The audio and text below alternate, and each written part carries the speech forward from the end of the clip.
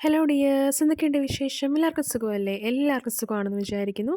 അപ്പം നമ്മുടെ ഇന്നത്തെ വീഡിയോ എന്ന് പറഞ്ഞേക്കുന്നത് നമ്മൾ 2 നെക്ലസിൻ്റെ സിമ്പിളായിട്ടുള്ള ഡിസൈൻസാണ് കാണിക്കുന്നത്. നമുക്ക് സാരിയുടെ കൂടെയും ചുരിദാറിൻ്റെ കൂടെയും ഒക്കെ ഒന്ന് സാരിയുടെ കൂടെ ഇട്ടാൽ നല്ല ഭംഗിയുള്ളൊരു മാലയും, മറ്റേത് വെസ്റ്റേൺ ടോപ്പിൻ്റെ കൂടെയൊക്കെ ഇട്ട് കഴിഞ്ഞാൽ നല്ല ഭംഗിയുള്ള വേറൊരു ടൈപ്പ് മാലയുമാണ് ഞാനിന്ന് ചെയ്യാൻ വേണ്ടിയിട്ട് പോകുന്നത്. രണ്ടും നമുക്ക് സാരിയുടെ കൂടെ ഇടാൻ കേട്ടോ. അപ്പോൾ രണ്ടും സാരിയുടെ കൂടെ ഇടാൻ പറ്റുന്ന മാലയാണ്. അതിനോടൊപ്പം തന്നെ എന്തുകൊണ്ടാണ് ഹാൻഡ് മെയ്ഡ് പ്രോഡക്ട്സ് എക്സ്പെൻസീവ് ആകുന്നത് എന്നതിനെക്കുറിച്ചുള്ളൊരു കുറച്ച് കാര്യങ്ങളോടാണ് ഞാൻ ഈ വീഡിയോയിൽ ഷെയർ ചെയ്യാൻ വേണ്ടി പോകുന്നത്.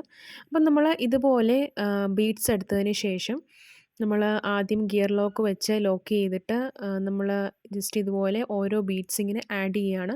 ഇപ്പോൾ ഹാൻഡ് മെയ്ഡ് ജ്വല്ലറി ബിസിനസ്സിൽ നമ്മൾ കുറച്ചുകൂടെ ഒന്ന് വ്യത്യസ്തമായിട്ട് നിൽക്കണം. മറ്റുള്ളവരിൽ നിന്ന് കുറച്ചുകൂടെ മറ്റ് ഓൺട്രപ്രനേഴ്സിൽ നിന്ന് കുറച്ചുകൂടെ വ്യത്യസ്തമായിട്ട് നിൽക്കണമെങ്കിൽ നമ്മൾ നമ്മുടേതായിട്ടുള്ള യുണീക്കായിട്ടുള്ള ഐഡിയാസ് കൂടി പുതുതായിട്ട് ഇറക്കണം. കാരണം പുതിയ പുതിയ മാലകളൊക്കെ നമ്മളിങ്ങനെ സെർച്ച് ചെയ്ത് ഇപ്പോൾ നമ്മളിപ്പോൾ ഒരു മാല കാണുകയാണ്. ആ മാല കാണുമ്പോൾ അതിൽ നിന്ന് വ്യത്യസ്തമായിട്ട് നമുക്ക് എങ്ങനെ ചെയ്യാൻ പറ്റും എന്നതിനെക്കുറിച്ച് നമ്മൾ തിങ്ക് ചെയ്ത് ആലോചിച്ച് കുറച്ചുകൂടെ ക്രിയേറ്റീവായിട്ട് നമ്മൾ ചെയ്യാൻ വേണ്ടി ശ്രമിക്കുക. കാരണം എല്ലാ ആൾക്കാരും മിക്കവാറുമുള്ള എല്ലാ ആൾക്കാരും പുതുമ ആഗ്രഹിക്കുന്നവരാണ്.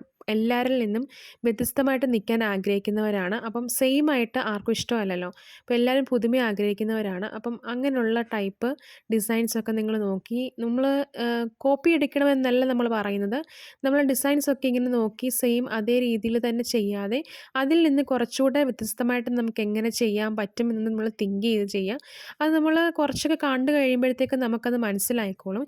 അപ്പോൾ നമ്മൾ മാല ജസ്റ്റ് ഇങ്ങനെ അതിനകത്ത് കുറച്ച് മെറ്റാലിക്കിൻ്റെ ബീഡ്സ് ആഡ് ചെയ്യുന്നുണ്ട്. മെറ്റൽ ബീഡ്സ് ആഡ് ചെയ്യുന്നുണ്ട് സിൽവറിൻ്റെ. അപ്പോൾ നമ്മൾ ഈ ടൈപ്പ് ഞാനിപ്പോൾ ഉണ്ടാക്കുന്ന ഈ മാലയാണെങ്കിൽ ബ്ലാക്കും സിൽവർ ബോർഡറുള്ള സിൽവർ കരയുള്ള ആ ഒരു ടൈപ്പ് സാരിയുടെ കൂടെയൊക്കെ ഇട്ട് കഴിഞ്ഞാൽ ഭയങ്കര ഭംഗിയായിരിക്കും കാണാൻ വേണ്ടിയിട്ട്. കാരണം ഈ മുത്തിന് ഭയങ്കര ഗ്ലേസിംഗ് ആണ്. ഇത് 8 മില്ലിമീറ്ററിലുള്ള ക്രിസ്റ്റൽ ബീഡ്സ് ആണ്.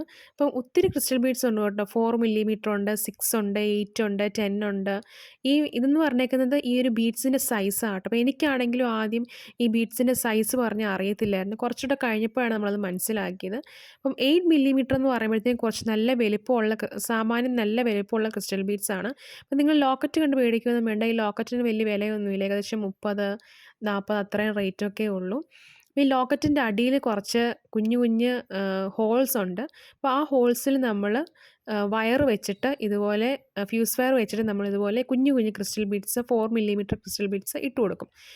അപ്പോൾ നമ്മൾ ഇതുപോലെ ഇങ്ങനെ ഇടയ്ക്കിടയ്ക്ക് ഇങ്ങനെ മെറ്റാലിക് ബീഡ്സൊക്കെ ഇട്ട് കൊടുക്കുകയാണ്. അപ്പോൾ നമ്മുടെ മാലയുടെ പണി ഇങ്ങനെ നമ്മൾ തകൃതിയായിട്ട് നടന്നുകൊണ്ടിരിക്കുകയാണ്.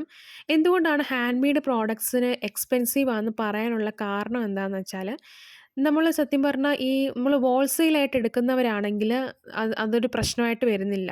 അതേസമയം റീറ്റെയിലായിട്ട് എടുക്കുന്ന ഇങ്ങനെ ഓരോരോ മാലകൾ ചെയ്യാൻ വേണ്ടിയിട്ട് മാത്രം എടുക്കുന്നവർക്കാണെങ്കിൽ നമ്മൾ കുറച്ച് വില കൂട്ടി വേണം നമ്മൾ ഇടാൻ വേണ്ടിയിട്ട്. കാരണം നമ്മൾ വില ഇടുമ്പോൾ നമുക്കറിയാമല്ലോ നമ്മുടെ പ്രോഡക്റ്റിൻ്റെ ക്വാളിറ്റി എത്രത്തോളം ഉണ്ടെന്നുള്ളത്. അതിനനുസരിച്ച് വേണം നമ്മൾ വില ഇടാൻ വേണ്ടിയിട്ട്.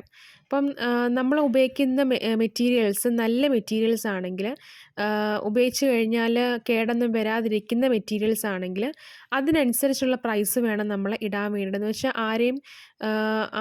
ആർക്കും വാങ്ങിക്കാൻ പറ്റാത്ത ആ ഒരു പ്രൈസ് റേറ്റ് ഇടരുത്. ഒരു മിനിമം റേറ്റിൽ വേണം നമ്മൾ ആദ്യം ഇട്ട് തുടങ്ങാൻ വേണ്ടിയിട്ട്. പിന്നെ പതുക്കെ പതുക്കെ നമ്മളത് കൂട്ടി വരികയാണ് ചെയ്യുന്നത്. അപ്പം ഞാൻ മാലകളൊക്കെ ഇങ്ങനെ ചെയ്തു പോവുകയാണ്. അപ്പോൾ നമ്മൾ ബീഡ്സ് എല്ലാം ഇങ്ങനെ എടുത്തിട്ട് ബ്ലാക്ക് ക്രിസ്റ്റൽ ബീഡ്സാണ്, നല്ല തിളക്കമുള്ള ബീഡ്സാണിത്. അപ്പം ഇത് എത്ര കാലം വേണേലും ഇത് നിന്നോളും, ഇതിന് കുഴപ്പമൊന്നും പറ്റത്തില്ല, നല്ല ബീഡ്സാണിത്.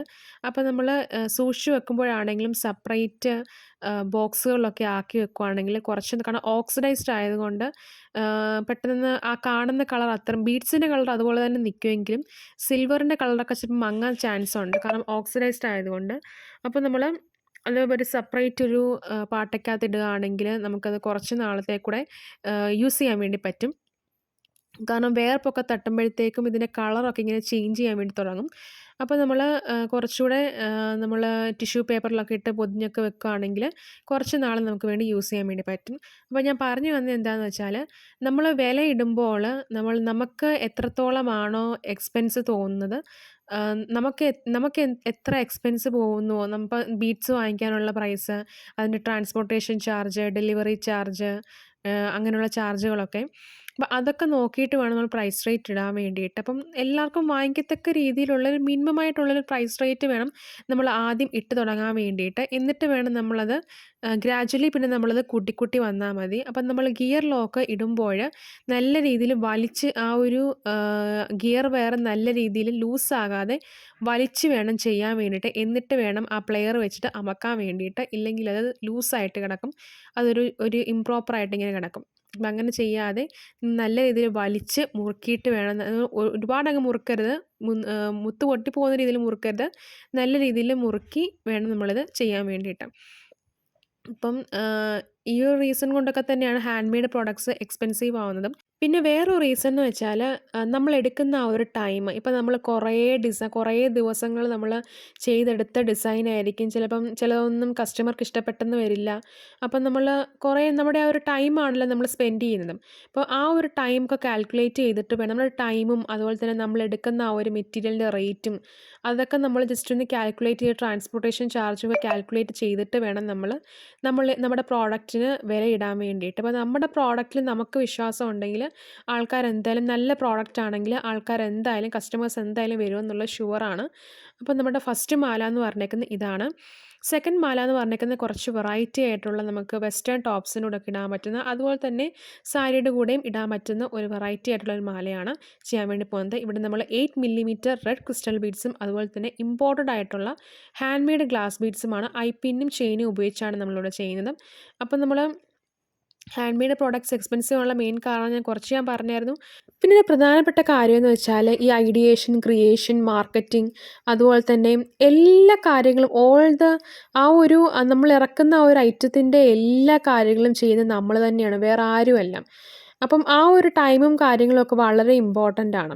അപ്പം അതൊക്കെ നോക്കിയിട്ട് വേണം നമ്മൾ വിലയിടാൻ വേണ്ടിയിട്ട്. എന്ന് പറഞ്ഞ് നമ്മൾ പെട്ടെന്ന് അങ്ങ് വില കൂട്ടി അങ്ങ് ഇടരുത്. നമ്മൾ ഈ ഫെസ്റ്റിവൽ സീസൺസ് ഒക്കെ വരുമ്പോൾ അതിനനുസരിച്ചുള്ള മാലകളൊക്കെ നമ്മൾ സെറ്റ് ചെയ്യണം. അതുപോലെ തന്നെ ഇപ്പം ഒത്തിരി പേര് കല്യാണങ്ങൾക്കൊക്കെ ആണെങ്കിൽ ഈ ടൈപ്പ് മാലകളൊക്കെയാണ് യൂസ് ചെയ്യുന്നത്. സാരിക്ക് ചേരുന്ന മാലകളൊക്കെയാണ് യൂസ് ചെയ്യുന്നത്. സ്വർണ്ണമൊക്കെ മാറ്റിയിട്ട് എല്ലാവരും ഈ ടൈപ്പ് മാലകളൊക്കെയാണ് യൂസ് ചെയ്യുന്നത്. അപ്പോൾ അതിനനുസരിച്ചൊക്കെയുള്ള മാലകൾ നമ്മളെപ്പോഴും അപ്ഡേറ്റ് ആയിക്കൊണ്ടിരിക്കും. ഈ ഹാൻഡ് മെയ്ഡ് ജ്വല്ലറിയിൽ നമ്മൾ വിജയിക്കണമെങ്കിൽ നമ്മൾ ഈ ഒരു ഫീൽഡിനെ കുറിച്ചും നമ്മളെപ്പോഴും അപ്ഡേറ്റ് ആയിക്കൊണ്ടിരിക്കും. ചിലപ്പോൾ നമുക്ക് ആദ്യമൊന്നും ഈ ഫീൽഡിനെ കുറിച്ച് ഒന്നും അറിയത്തില്ലായിരിക്കും. പക്ഷെ നമ്മളിങ്ങനെ ഗ്രാജ്വലി ഇതിനെക്കുറിച്ച് ഇങ്ങനെ അറിഞ്ഞുകൊണ്ടിരിക്കുമ്പോഴത്തേക്കും നമുക്ക് ആ ഒരു അറിവ് നമ്മുടെ മനസ്സിൽ കയറും. എന്നിട്ട് നമ്മൾ പുതിയ പുതിയ ഡിസൈൻസൊക്കെ നോക്കി നമ്മുടേതായ രീതിയിൽ ക്രിയേറ്റ് ചെയ്യാൻ വേണ്ടി നമ്മൾ നോക്കണം. പിന്നെ നമുക്ക് ചിലപ്പം കടയിൽ നിന്ന് കിട്ടുന്ന ആ ഒരു ക്വാളിറ്റിയും കാര്യങ്ങളും ഒന്നും, നമ്മുടെ പ്രോഡക്റ്റ് നല്ല ക്വാളിറ്റി പ്രോഡക്റ്റ് ആയിരിക്കും. ചിലപ്പം കടയിൽ നിന്ന് കിട്ടുന്നതൊക്കെ അത്ര വലിയ ക്വാളിറ്റി ഇല്ലാത്ത പ്രോഡക്റ്റ് ആയിരിക്കും. അപ്പം നമ്മുടെ പ്രോഡക്റ്റിൻ്റെ ആ ഒരു വിശ്വാസം നമുക്കുണ്ടായിരിക്കണം. നമ്മുടെ പ്രോഡക്റ്റ് നല്ല ക്വാളിറ്റിയുള്ള പ്രോഡക്റ്റാണ്, നല്ല പ്രോഡക്റ്റാണ്. ആ ഒരു വിശ്വാസം, നമ്മുടെ പ്രൊഡക്റ്റിൻ്റെ നമ്മളുണ്ടാക്കിയ പ്രൊഡക്റ്റിൻ്റെ ആ ഒരു വിശ്വാസം നമുക്കുണ്ടായിരിക്കണം. അപ്പം നമ്മുടെ ജ്വല്ലറി എന്തായാലും സെയിലായി പോകുമെന്നുള്ള കാര്യത്തിൽ ഒരു പ്രശ്നവുമില്ല. നമ്മൾ കുറച്ചൊക്കെ വെയിറ്റ് ചെയ്ത് നിന്നെങ്കിൽ മാത്രമേ നമുക്ക് നല്ലൊരു പൊസിഷനിൽ എത്താൻ വേണ്ടി പറ്റത്തുള്ളൂ. അപ്പം നമ്മളെപ്പോഴും ഈ ഒരു ഇപ്പോൾ ഒരു ഫാഷൻ വേൾഡിൽ തന്നെ നമ്മളെപ്പോഴും യുണീക്കായിട്ട് നമ്മൾ നിൽക്കണം. അപ്പം നമ്മുടെ സെക്കൻഡ് മാലിൻ്റെ ഡിസൈനും ഇവിടെ സെറ്റായിട്ടുണ്ട്. അപ്പം നിങ്ങൾക്ക് ഞാൻ പറഞ്ഞ കാര്യങ്ങൾ ഏകദേശം മനസ്സിലായെന്ന് വിചാരിക്കുന്നു. അപ്പം എൻ്റെ അനുഭവത്തിലുള്ള കുറച്ച് കാര്യങ്ങളാണ് ഷെയർ ചെയ്യുന്നത്. അപ്പം ഈ 2 മാലകളും നിങ്ങൾക്ക് ഇഷ്ടപ്പെടുമെന്ന് വിചാരിക്കുന്നു. ഇഷ്ടപ്പെടുവാണെങ്കിൽ സബ്സ്ക്രൈബ് ചെയ്യാനും ലൈക്ക് ചെയ്യാനും മറക്കല്ലേ കൂട്ടുകാരെ. അപ്പോൾ താങ്ക് യു.